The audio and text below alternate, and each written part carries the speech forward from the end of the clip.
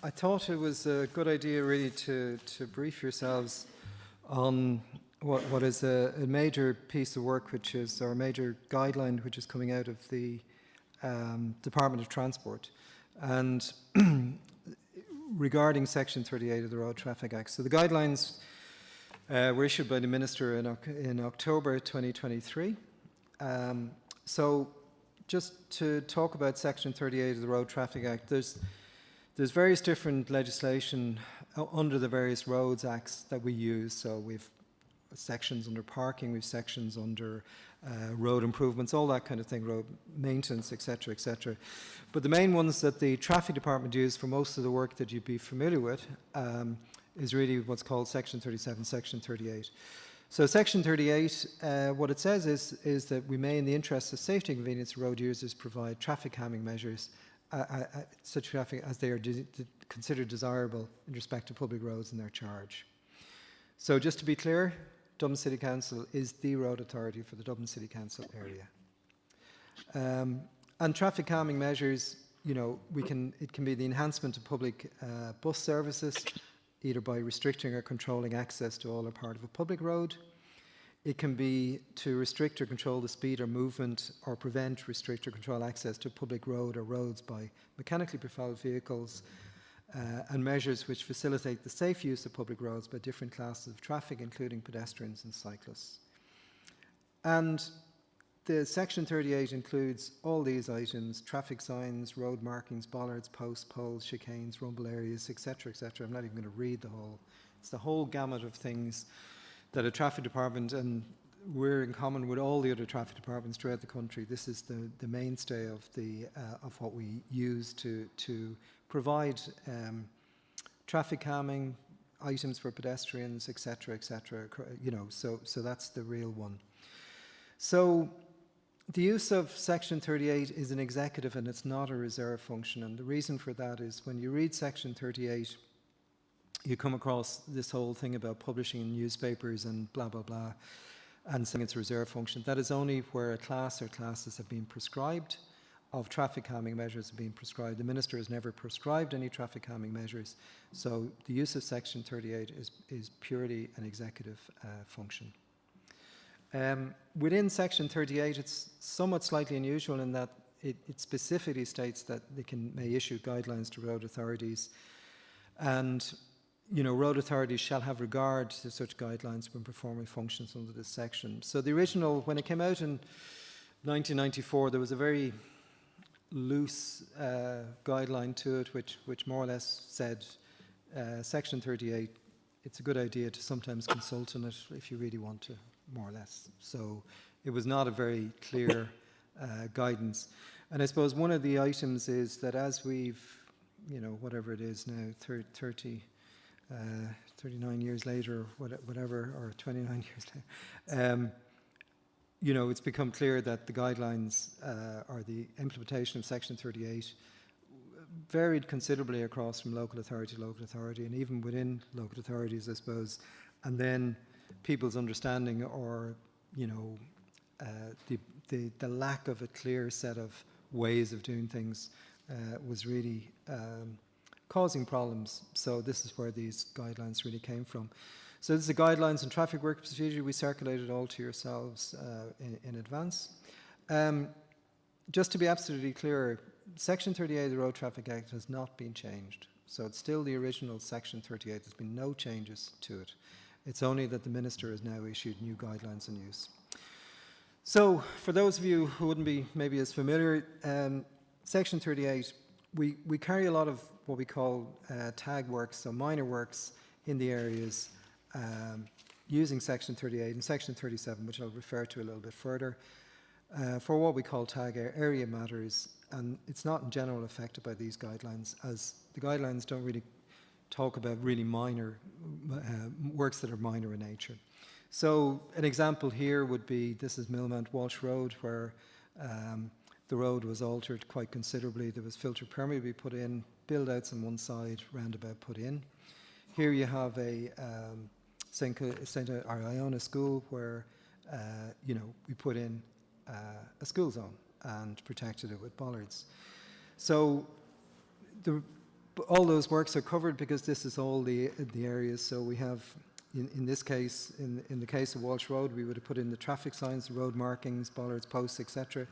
But also, we can modify the width of the roadway, and the landscaping, planting, or similar works are also included within Section 38. So if we look at some of the works that we've carried out with our Parks Department, say the St. Bridget's Road, again, these kind of interventions which have the traffic calming effect can also be done under Section 38. And then, as I say, a lot of the Section 38, so Section 38 sets out the grand, or the scheme, I suppose. So it may be that we're doing a traffic calming area, or we're doing filter permeability or whatever. The actual way that the driver knows about it mostly is through the Section 37, which is the traffic signs. And the traffic signs are actually all the signs that you would see, including the road markings. So these are all regulatory, and there's a process to go through. So whether it's a stop sign, whether it's the 5-axle ban sign, or whether it's the cycle track sign, they're all the regulatory signs. So the guidelines kind of clarifies a number of items, because I suppose when we consider a project, and we're talking really about a traffic project, and whether that be an active travel project, whether it be a traffic management project or whatever. So it has to be determined if it's a Section 38, if it's Part 8, or it's an application to Bord Pleanála, which is the appropriate statutory route. So the guidelines are that, if it constitutes traffic management measures as defined in Section 38, and are wholly within the boundaries of a public road or roads, then Section 38 is the appropriate empowerment provision. So what that means is that if we're actually trying to widen a road, or we're moving outside the road, so we're moving into a park or something, Section 38 is not the way to proceed. A Part 8 would be the way to do that. There are requirements for EIA and AA screening for larger projects, and as I say, some of the active travel projects, some of our own projects would have already gone through screening, and the guidelines really set out in much more detail what needs to be done there. So if, as a result of the screening process, either an EIA is required or an AA appropriate assessment, then Section 38 is no longer used, and the statutory route is now via Bord Pleanála. However, one of the things that it does provide guidelines which were not there before at all is how to undertake a trial of a traffic management measure. So it sets out the trial provision, so certain arrangements falling under the ambit of SEC can be a useful way to assess the full implications of a particular proposal. So before anything can be trialled under this, it has to fall under the ambit of Section 38. So if it's examined and it's found it should either be a Part 8 or an application to Bord Pleanála, then that doesn't apply. But if the traffic management measure is appropriate to use Section 38, then I suppose what it's really saying, the core rationale for trial is to allow a particular proposal to be implemented on a temporary basis for a defined period of time, allowing the impacts of the proposal to be monitored. This then informs the subsequent decision whether the proposal should or should not be implemented on a permanent basis. And so that means, accordingly, instead of seeking public feedback on draft proposals in the usual manner, the consultation process should be focused on obtaining feedback on the trial scheme in operation. So what that means is the guideline now set out that the public consultation process is the trial itself, and that a separate consultation process prior to the implementation of a trial should not take place. The final arrangement recommended, so confirm that the proposed trial falls within Section 38. Period of trial must be established. Recommended is between 6 to 12 months, but cannot be longer than 18 months. Consultation should happen with the Garda Síochána, and if there's direction of travel changes or other access arrangements change, then the emergency service, the fire brigade, should be consulted. We need to put a notice out to setting out the intention to proceed with a trial, providing details of the scheme, duration of the same, and how to provide feedback. And prior to the scheme being implemented, the elected members shall be informed. A decision to proceed with a trial is an executive function, should be recorded in the formal record and published on the local authority website. And the trial should use temporary materials where possible, but does not preclude the use of more permanent materials where required. So, once the trial has been introduced, there is a requirement in the local authority, the road authority, to engage with residents, business, etc., on any operational issues that may arise. So it's very much a kind of model that we would have used in Capel Street, where from day one we had people in the street looking at what the operational issues were and how things could be changed to ameliorate them. We can extend the duration of the trial up to the maximum of 18 months and must inform the public and elected members of this decision. And then we're required, within the last 3 months of the trial, the local authority must compile a report on the trial scheme, taking into account an assessment of how the scheme operated and a summary of the feedback received. And the Council may recommend the following. The provisions of the trial scheme should be implemented on a permanent basis. A modified version of the trial scheme should be implemented on a permanent basis. Provisions of the trial scheme should not be implemented on a permanent basis, or an alternative trial scheme should be considered for implementation. And then once the report on the trial has been completed, the Council shall make a determination on the future of the scheme, taking into account the recommendations of the report. And the determination is an executive function and must be formally recorded in a manager's order. And where the scheme is to be made permanent, then the normal procedures apply regarding notification, etc. However, because you've done the consultation over the duration of the trial, a further public consultation process is not required. And where a decision is made to make a trial permanent, the existing temporary arrangements will continue in existence until the permanent works are completed. So I suppose in summary, and you've been circulated, they're quite comprehensive, but in summary, I'd say Section 38 is not changed. We have no additional powers. So that was one thing I know that came up, but we have actually no additional powers. We have additional guidelines, but we have no additional powers. And obviously now the guidelines clarify how Section 38 should be used. It introduced the guidelines for how trials should be conducted and what different steps should be followed. And as I say, going back to the original 1994 Act, it does, in Section 38, it requires the road authority, i.e. Dublin City Council, shall have regard to such guidelines. And shall have regard is if you like, a quasi-legal term that we function under.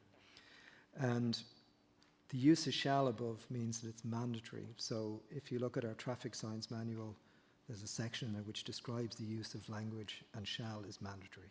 Okay, so to have regard for, or is mandatory for DCC to have regard to these guidelines when using Section 38. So I suppose for the normal day-to-day tag stuff that comes before the various different local area committees, there's really very little change. Those are considered minor. A lot of them are under Section 37, don't necessarily refer to Section 38. But I suppose it now provides us guidelines for how the larger projects should go through, and we're very much already following those guidelines before this even came into existence, but it just clarifies the fact that we're going the right way about it. But what wasn't there before was any guidance on how to conduct a trial, which now is there. So happy to take any questions, but noting the fact that this is a Department of Transport document, so I can't answer everything. Councillor Cooney and then Councillor Pigeon. Yeah, long awaited. I'm really pleased to see this because I think it will enable Dublin City Council to do the works which they are doing, but it just makes it clearer, more clarity to it. You know, we have been doing lovely stuff with, not just with hard engineering, with the landscaping and the planting, you know, which increases to our biodiversity, but basically makes it a much more pleasant places to be in. And, you know, to see that within it as well is really good to clearly, like, it's very detailed, and it has included all those aspects. And, you know, and the trialling, I think, is the way to go, you know, because it enables us to, you know, try something out, adapt it, you know, if need be, and you know, and I think, you know, it's worked very well in other cities where they've had those trials, and you know, just to say it's welcome. We waited a long time, but they got it right. Yeah, I suppose they wanted to make sure that they got it right, and very pleased to see them published, and that we can now get on with progressing even quicker the transformation that's happening in Dublin City. Thanks. Thank you, Councillor Pigeon. Yep, similar to Donna, it probably would have saved us a bit of money and hassle with Stra Road in particular, but there were three questions I had. One was, I don't fully understand in the document, in the guidelines I was reading, there's reference to €126,000 limit. Does exceeding that limit force us into Section 38, or did I just get? Oh, you're shaking your head. So my mind just got boggled, I think, reading through that stuff. The second is just you mentioned we're the roads authority for everything in Dublin City Council. Does that, out of curiosity, I've never been clear, include the Phoenix Park? And then the final point is just you'd mentioned that the document and reading the guidelines, you can see there's no need for consultation before the initiation of a trial. But I presume that doesn't preclude us from saying, hey, we're thinking of doing something here. Here's some suggestions and here's some ideas. Because I know in some cases, like the interim trial at James's Walk, the consultation has kind of given us some useful points of feedback. So I presume we're not prevented from doing a non-statutory consultation before the implementation of a trial. Thanks. Gary? Yeah, a couple of things, Brendan. The consultation that you make with the AA, a private company, but you don't consult with the National Disability Authority, who are experts in universal design across the board. Can you explain that to me, for example, because they never seem to get consulted with any of the roads design work. The other thing is, you make the decision on what a Section 38 is as opposed to a Par 8, because we've had this happen before where they've changed. Because is there a way to challenge a Section 38? And then finally, consultations. Online consultations had been fiddled before. We need to get back to the old school way of doing consultations and the new online consultations, but have people meeting people in their local areas that they can talk to. Because not as we've seen before, as with Strand Road, people were voting in that were from completely different parts of the country. Sorry, Garni, I have to stop you at this point. There is no... On a number of occasions, I will not accept that. That did not happen. It was not given out, and I would ask you now to withdraw it, because that is not... Well, according to what I was told, it has, but if you're so positive, that person was equally positive, but I'll withdraw it, Brendan. Okay, Councillor Lacey. Well, Chair, it's really hard to credit the comments from Councillor Cooney and Councillor Pigeon.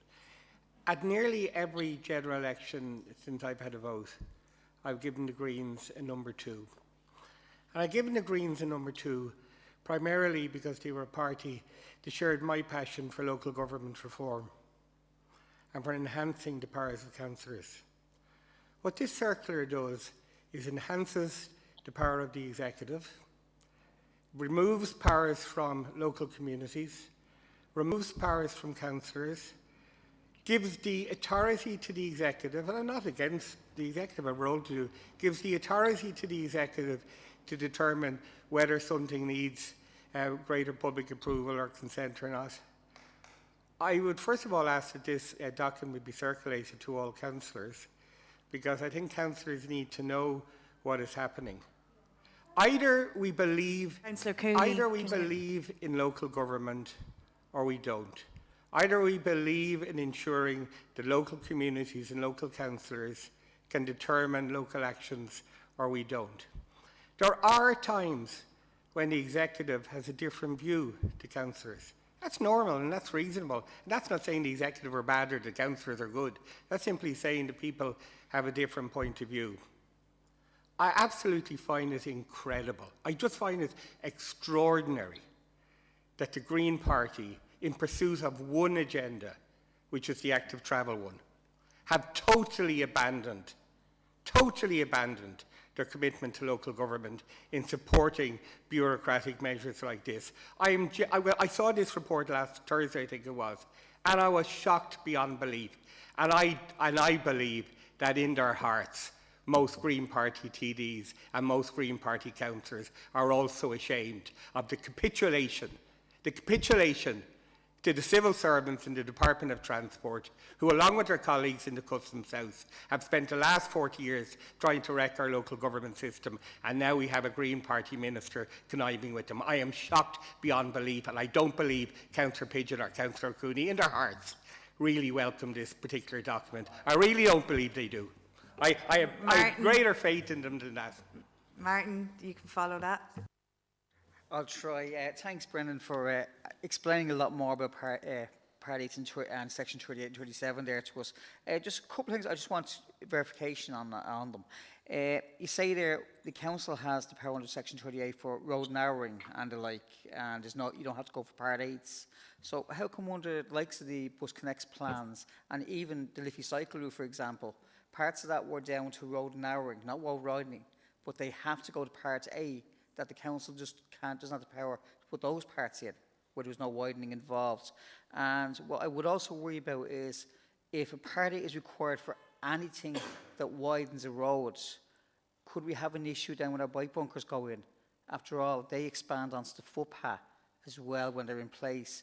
So I would just be concerned that maybe the wording on it could cause problems for the council. I'm going to bring in Councillor Feeney and then Councillor.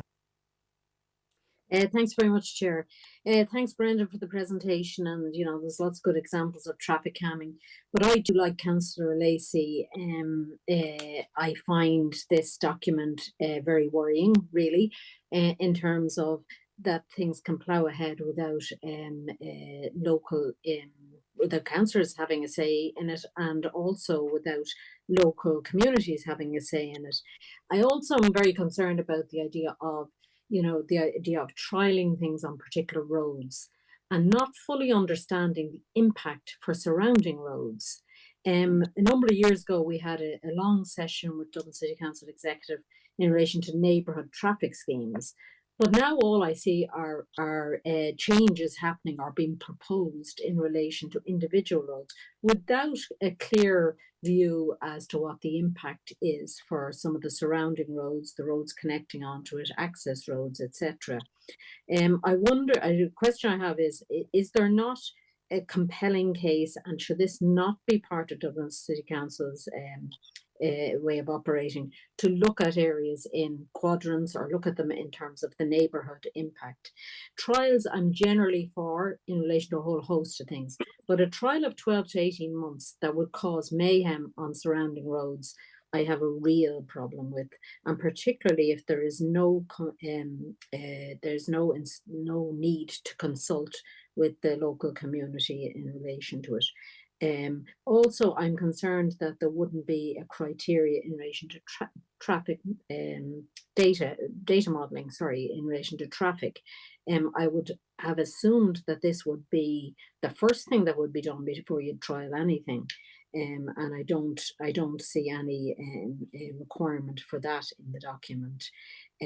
There's also no consideration of one-way systems in terms of dealing with traffic calming. And while I appreciate that, you know, you have a view that that doesn't traffic calm, I think in a city with narrow streets, narrow roads and parking and need for active travel and need for cycleways, we have to consider that. So I suppose the big concerns are in relation to the lack of consultation, the lack of a requirement for any data or traffic modelling before any trials, and I suppose generally the lack of a need to consult with local councillors who are elected representatives and advocates on behalf of our communities. Thank you. Thank you. Councillor Horner, finally.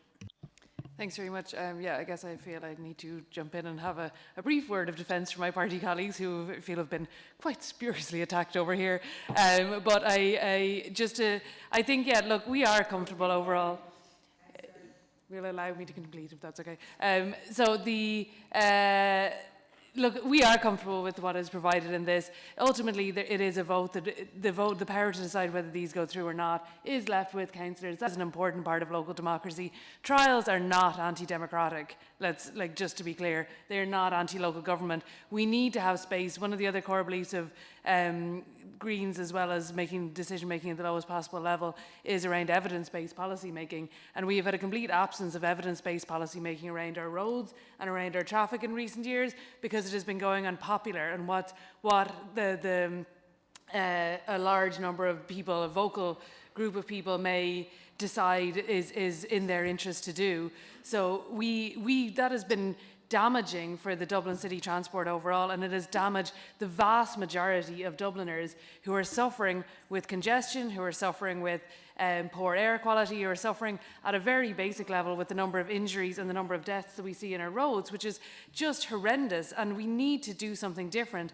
And taking an approach where we say, let's allow space for evidence-based policy making to come through, and let's allow councillors to still have a say and have a vote on what goes through and what doesn't, but let's not be led by what has happened up to this point, which has been what's popular and ultimately what has been deadly for people on our streets. That needs to end.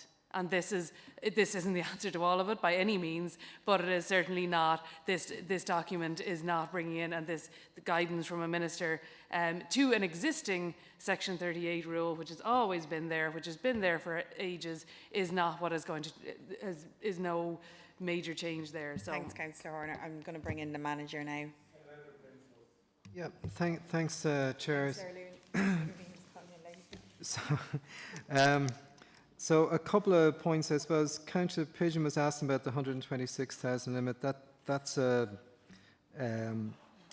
limit which depending on the type of works, it doesn't apply to active travel schemes, it doesn't apply to bus schemes, but that's the limit that would put you into a Part A territory for something that's neither of those. We're not the Roads Authority for the Phoenix Park. That's a combination of the OPW, or depending who you talk to, on Garda Síochána, depending on which act supersedes one or the other. Precluding a non-statutory consultation before a trial, I suppose that's an interesting question. The guidelines are kind of clear that the trial is the consultation, but I think there's a couple of things there that needs to be teased out about that. Gary Carney, I'm not sure the consultation with AA rather than I'm not sure what that's about. I'll explain. The National Disability Authority were set up for government departments and councils to get expert advice on their work, on universal design and inclusion in their work. So you're talking to the AA about roads, but you're not talking. No, that's what I'm saying. We don't talk to the AA about roads. Why are the National Disability Authority not being consulted on your designs?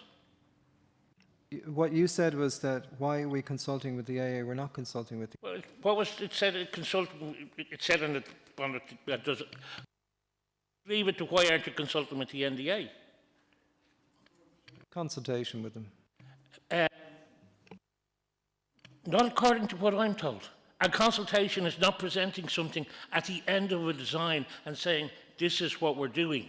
It's to get it at the start of design, to bring universal design in at the beginning, rather than data, or DAD as you use, normally inclusion from the start. That's okay.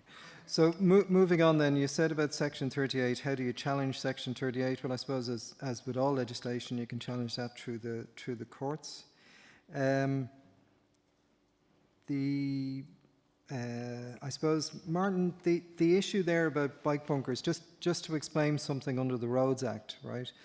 So a road is defined as building line to building line, okay? So when we talk about widening a road, we mean that we've actually taken something that was not previously either a road or, as we would call it, a road or a footpath. So it's where, you know, if we decide we're going to take out people's gardens and so on. So when you're talking about bus connects, for example, that's exactly what they're doing. So for the bus connects, and to be clear on bus connects, the NTA have used their authority to take our powers as a road authority to implement the bus connects proposals, the bus connects corridors, and that's why they're going to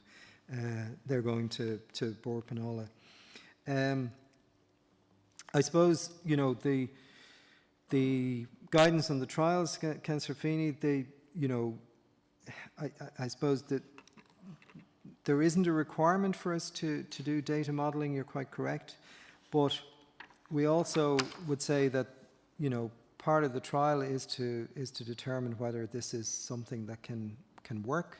If it doesn't work, the trial can be, at the end of the trial, it can be undone. So it's not for everything. Section 38, we do stacks of work in Section 38, which is permanent. There's no question of a trial. It goes, you know, goes in, and that's what it is. But it is for locations, particularly where you know, either there's some concern about whether it works, or there's, if you like, some skepticism about whether this is the correct thing to do, or indeed there's some concern that there's a number of different ways of doing this and which is the correct one. So it just gives us another tool in the package to do those.